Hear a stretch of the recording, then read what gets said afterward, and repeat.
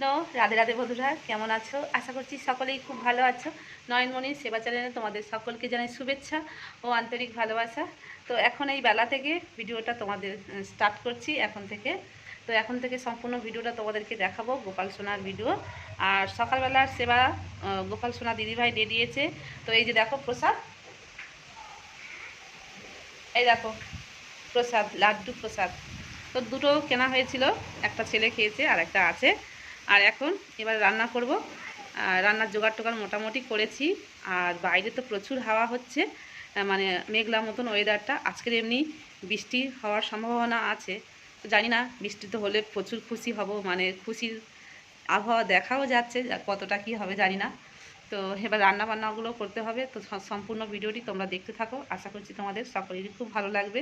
আর হ্যাঁ, তোমরা এখনও পর্যন্ত আমার চ্যানেলটিকে যারা সাবস্ক্রাইব করে নাওনি, চ্যানেলটিকে এক্ষুনি গিয়ে সাবস্ক্রাইব করে নেবে, যাতে আমি নতুন ভিডিও পোস্ট করলে তোমাদের ফোনের সঙ্গে সঙ্গে নোটিফিকেশান পৌঁছে যাবে। রাধে রাধে।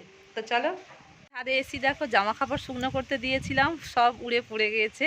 মানে প্রচুর হাওয়া হচ্ছে, ক্লিপ লাগানো হয়নি। ওইদিকে শাড়ি দেখতে পাচ্ছ, শাড়িগুলো সব উড়ে পড়ে গিয়েছে। এবার তুলবো। আর আকাশের ওয়েদারটাও তোমাদেরকে দেখাচ্ছি, দেখো কেমন ওয়েদার। খুবই সুন্দর ঝড়ো হাওয়া হচ্ছে, ভালোও লাগছে। প্রচুর হাওয়া হচ্ছে, দেখতে পাচ্ছ। আকাশে দেখো, সূর্য মামাকে দেখা যাচ্ছে না, দেখো একদম দেখতে পাচ্ছ, কোথাও দেখা যাচ্ছে না। তো ওইদিকে পশ্চিম আকাশে মানে ভালো মেঘ দেখা যাচ্ছে। তো এখন তো বেলা হয়েছে, মানে দুপুরের দিকে বৃষ্টি আসার মনে হচ্ছে সম্ভাবনা আছে। তো তো ভালো লাগে বলো, এই রকম ওয়েদারটা থাকলে যেন কতটা ভালো লাগে। আর আমার গোপাল সোনাদেরও তো প্রচুর খুশি হচ্ছে, কারণ ছোটোদের তো খুবই গর্বে কষ্ট হয়। তো আমার গোপাল সোনারা আজকের ওপরে আছে, নিচে নিয়ে যাচ্ছি না। আর নিচে নিয়ে গেলে না ওদের খুবই সমস্যা হয়, তোমাদেরকে তো সবসময় বলি, মানে প্রচুর হারে। আর যদি এরকম ওয়েদারটা থাকে কতই না ভালো হয়। তো চলো, রান্নাবান্নাগুলো করি, সারি, সব কিছু সমস্ত কিছু তোমাদের সারাদিনের মানে সেবাটা তোমাদেরকে দেখাবো, যতটা পারবো ততটা দেখাবো। এই যে দেখো ডালটার কি অবস্থা, আর উঁচুতে ফুল হয়।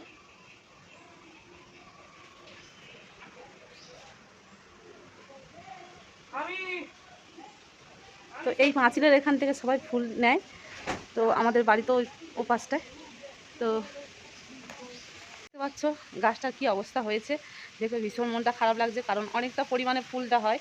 তো যে যেমন পারে ফুল নেয়, এসে কিছু বলি না, কিন্তু ডালটা ওই রকমভাবে ভেঙে গেছে, খুবই মনটা খারাপ লাগছে। আর ডালটা বেশ বড় ডাল ভেঙেছে, যার জন্য মনটাও খুব খারাপ লাগছে। তো কী আর করা যাবে বলো, কে ভেঙেছে তো সেটা তো আমরা জানি না, নিজের চোখেও দেখিনি, আর কাউকে কিছু বলাও যাবে না। যাকে বলবে সে বলবে আমি করিনি, মানে আমি হয়তো করিনি। তো যাই হোক, কিছু বলা যাবে না, কীভাবে ভেঙেছে, কে কী করেছে। তো চলো এবার রান্নাটা তোমাদেরকে দেখাচ্ছি। আর আজকে দেখাচ্ছি দেখো, মানে গোপুসোনার বাবা আজকের একটা নতুন আইটেম করে গোপুসোনাকে খাওয়ার মানে মানে করে খাওয়ানোর প্ল্যান করেছে। তো জানি না সেটা আমি কীরকমভাবে কী করতে পারবো। আর অর্ধেকটা কিন্তু গোপুসোনার বাবা করে দিয়ে গেছে, তোমাদেরকে সেটা দেখাচ্ছি দেখো। তো আমার লাইটটা জ্বালায়, ঘরে একটু অন্ধকার মতন। তো চলো তোমাদেরকে দেখায়, এই যে দেখো। তো সরি, তোমাদেরকে একটু অন্য জিনিস দেখাচ্ছিলাম, সেটা অরিজিনালটা দেখাচ্ছি। এই যে দেখো শিল চাপা রয়েছে। তো এটা কি বলো তো, তোমাদেরকে দেখাচ্ছি দেখো। ওই বাবা, শিলটা তো খুবই ভারী। এই দেখো, এটা কি বলো তো, পনির। তো এটা হলো নতুন এক ধরনের পনির, এটা আমি ট্রাই করব।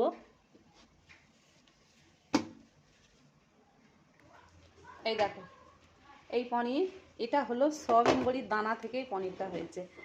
তো কোনোদিন করিনি, ও ইউটিউব থেকে দেখেছে, দেখে আর শুধু বলছিল যে আজকে এই আমি পনির নিজে হাতে বানাবো, দুধ ছাড়া পনির বানাবো। তো সত্যি বলতে মানে ভালো হয়েছে। তো রান্না করলে খেতে কেমন হবে জানি না, মানে কেমন টেস্ট হবে। আর রান্নাও কিন্তু আমি কখনো করিনি, ঠিক আছে। এবার রান্নাটা নিজের ওপর নির্ভর করবে, কেমনভাবে করলে ভালো হবে না হবে। তো এটাকে এমনি বেশ দেখে মনে হচ্ছে ভালো জমাট বেঁধেছে, মানে এটা তৈরি করতেও গিয়ে বেশ সকালবেলা বেশ ভালো মজারও হয়েছে, দুজন ভালো হাসাহাসি পড়ে গেছে, কারণ কখনো ট্রাই করা হয়নি, সবে এই প্রথম। ট্রাই করা হয়েছে। তো কাউকে দেখে করলে সেটা তো একটু 19-20 হবে, নিজের না বেশি জ্ঞান থাকলে। আর এই দেখো, এই সয়াবিন বড়ির দানা থেকে যেটা মানে একটা মিক্সিতে যেটা ছিলকাটা বার হয়েছে সেটা এটাও কিন্তু বাদ দেওয়া যায় না। তবে এটা কি করতে হয় আমি ঠিক জানি না, মানে আমার আবার ইচ্ছা হয় যেটা যেমনভাবে বানাতে ইচ্ছা হয় সেটা আমি করে দিই। তবে কিন্তু কখনো করিনি, তো একটা মনে মনে ভয়ও লাগছে যে খেতে কীরকম হবে। অনেক জিনিস একসময় হয় কি না, তিতকুড়ি হয়, তেতো ভাব হয় বা বাজে হয় খেতে। আবার তেল মশলা দিয়ে রান্না করে সেটা যদি না ভালো খেতে হয়, তো তখন তো জিনিসটা সম্পূর্ণ নষ্ট হবে, তাই না? তো যাই হোক, চেষ্টা করবো একটু ইউটিউব থেকে দেখবো কেমন কীরমভাবে কী করে। একবার দেখে নিলে পরবর্তীকালে এসে যাবে, বা করে খেয়ে দেখলে যে কেমন খেতে হয়েছে, তখন স্বাদটা বোঝা গেলে তারপরে আস্তে আস্তে একটা ঠিক অনুমান হয়ে যাবে। তো যাই হোক, বকবক করছি, রান্নাটা করে তোমাদেরকে দেখাই। আর রান্নাটা করার সময় হয়তো ভালোভাবে দেখাতে পারবো না, কারণ বাইরে না উনানে জ্বালবো, কিন্তু উনানে মনে হচ্ছে প্রচুর হাওয়া হবে। তো জানি না কীরকমভাবে উনুনটা দিয়ে জ্বলবে। তো চলো রান্না বান্নাগুলো করি, তোমাদের সঙ্গে তো বকবক করছি।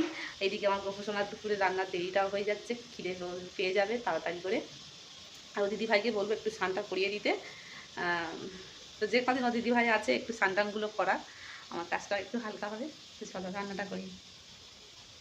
তো রান্নাটা আমি বসিয়েছি, দেখতে পাচ্ছ প্রচণ্ড হাওয়া হচ্ছে।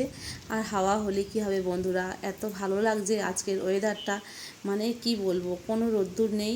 আর মানে আগুনের ভাব হাঁকালিটাও নেই। ভীষণ ভালো লাগছে আকাশের ওয়েদারটা, দেখতে পাচ্ছ। মানে সূর্য মামাকে তো দেখা যাচ্ছে না, তোমাদেরকে বললাম। আর বৃষ্টিটা মনে হচ্ছে এখন না হোক, অন্তত বিকালের দিকে হতে পারে মনে হচ্ছে সম্ভবত। তো ভাতটা বসিয়ে দিয়ে এবার আমি সবজি টবজিগুলো কেটে নেব। তো তোমাদেরকে তো দেখালাম নতুন একটা পদ রান্না হবে, জানি না কেমন হবে রান্না, তবে মোটামুটি ভালো হবে। যা হবে, প্রসাদ পেলে আমাদের সেটা মহাপ্রসাদ হয়ে যাবে। তো আমাকে অনেকে বাড়িতে, আমি যখন ও বাড়িতে যাই বা যাদের আমার জানাশোনা আছে, যারা আমার জানে যে আমরা নিরামিষ খাই, তো অনেকেই আমাকে জিজ্ঞাসা করে, কী রে আজকের কী রান্না করলি, আজকে কী রান্না করলি, ছেলেমেয়ের কী খেতে দিলি, এই রকমভাবে নানান রকম আমাকে প্রশ্ন করে। বা তারা ভাবে যেন নিরামিষটা খাওয়াটা যেন একটা বেকার, মানে কোনো একটা নতুন কিছু হয় না। আমাদের এখানে যারা নিরামিষ খায় শনিবার বা বৃহস্পতিবার, শুধুমাত্র তারা এইটুকুনি জানে যে নিরামিষ মানে মুগ ডাল, একটু ভাজা, পাঁপড় ভাজা, আলু ভাজা, যে কোনো একটা ভাজাভুজি করলে ব্যাস, এর থেকে আর কিছু হয় না। কিন্তু নিরামিষের তো অনেক রকমের পদ আছে বলো। অন্নকূট মহা উৎসব যখন হয়, তখন ইস্কন মন্দিরে বা আমাদের যেসব নিকটবর্তী মন্দিরগুলো আছে, মানে ইস্কনের বা আরও মন্দির যেসব আছে, অন্নকূট মহোৎসবের সময় ভগবানকে 2000 রকমের পদ রান্না করে দেওয়া হয়। মানে বুঝতে পারছো, 2000 ব্যঞ্জন। তো তার মানে কত রকমের, মানে আমরা যে সারাদিন রান্না করলেও শেষ করতে পারবো না নিরামিষ আইটেম। তো তাহলে কী করে সবাই ভাবে যে নিরামিষের পদ খুব বেশি হয় না। আর নিরামিষের সত্যি বলতে এত মাহাত্ম্য, এত টেস্টফুল। আমরা তো আমিষ খেয়েছি, তো যারা একবার মানে আমিষ ছেড়ে দিয়ে নিরামিষ খাওয়া শুরু করবে, মানে বিশেষ করে ভগবানকে নিবেদন করে, তারা দ্বিতীয়বার আর কখনো মানে এই মানে আমিষ খাওয়ার কথা কখনো মনে করবে না। আমাকে অনেকেই বলে, কী রে তোর কি আর মানে আমিষ খেতে ইচ্ছা করে না, মাছ মাংস খেতে কখনো ইচ্ছা করে না? না গো, সত্যি বলতে, কারণ আমরা যেটা রান্না করি সেটা ভগবানকে নিবেদন করি। আর যেটা না ভগবানকে নিবেদন করতে পারবো, সেটা কখনোই আর মুখে আনবো না যে সেটা আর খাওয়ার জন্যে। ভগবানের প্রসাদ না পেলে আমরা সেটা বিষ সমান, মানে যেটা আমরা খাবো সেটা বিষের সমান আমরা পান করব। তো সেই জন্য আমরা কেন জেনে শুনে কেন বিষ খেতে যাব? তো সেই জন্যে যেটা ভগবানকে নিবেদন করব সেইটাই আমরা প্রত্যেক দিন গ্রহণ করতে পারবো, সেরকম যেন আমরা চলতে পারি সেই হিসাবে। তো ভিডিওটি এই পর্যন্ত তোমাদেরকে দেখালাম, আমার ভগবানদেরকে, আমার গোপাল সোনাদেরকে সমস্ত প্রসাদ এখন নিবেদন করলাম। তো কেমন লাগলো অবশ্যই কমেন্ট করে জানিও বন্ধুরা। রাধে রাধে, হরি বল।